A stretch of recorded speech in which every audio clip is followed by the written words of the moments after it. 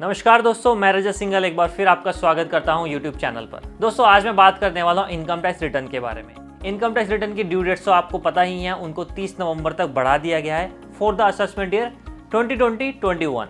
But अब मैं बात कर रहा हूँ उन इनकम टैक्स रिटर्न की जो आप ऑलरेडी फाइल कर चुके हैं। उनकी बात क्यों हो रही है, उनकी बात जान लीजिए, क्योंकि बात जानना अच्छा होता है।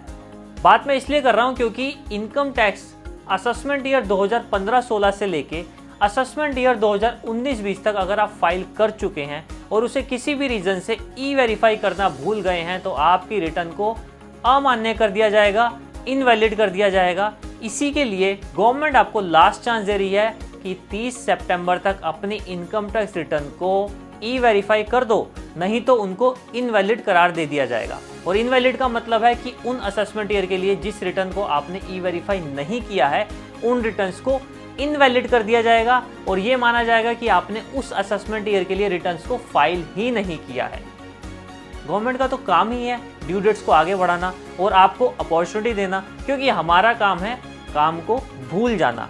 बट ये लास्ट चांस है 30 सितंबर तक असेसमेंट ईयर 2015-16 से लेके असेसमेंट ईयर 2019-20 तक की रिटर्न को ई वेरीफाई कर लो, क्योंकि ई वेरीफाई करने का प्रोसेस बहुत ही सिंपल है। स्क्रीन पर सारा प्रोसेस आपको डिस्प्ले कर रहा हूं। 5 स्टेप्स के अंदर आप अपनी 1 साल की इनकम टैक्स रिटर्न को ई वेरीफाई कर सकते हो। तो चलिए जान लेते हैं वो प्रोसेस क्या है, कैसे आपको अपनी इनकम टैक्स रिटर्न को ई वेरीफाई करना है।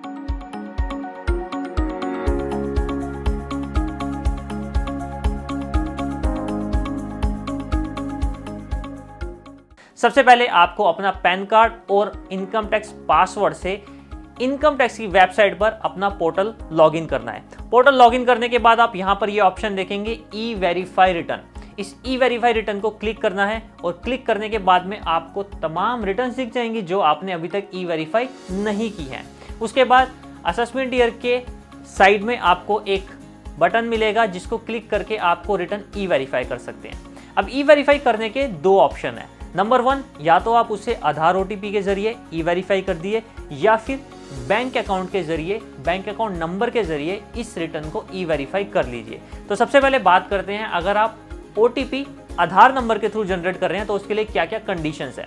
सबसे पहली कंडीशन, आपका पैन कार्ड आधार कार्ड से लिंक होना चाहिए एंड आपके आधार कार्ड पर मोबाइल नंबर अपडेट होना चाहिए, क्योंकि मोबाइल नंबर अपडेट होगा तभी तो OTP आएगा ना। अब बात कर लेते हैं OTP आएगा कैसे। यहाँ पर आप देख रहे हैं असेसमेंट ईयर के साइड में जो ई वेरीफाई का बटन है, इसको जस्ट क्लिक करना है।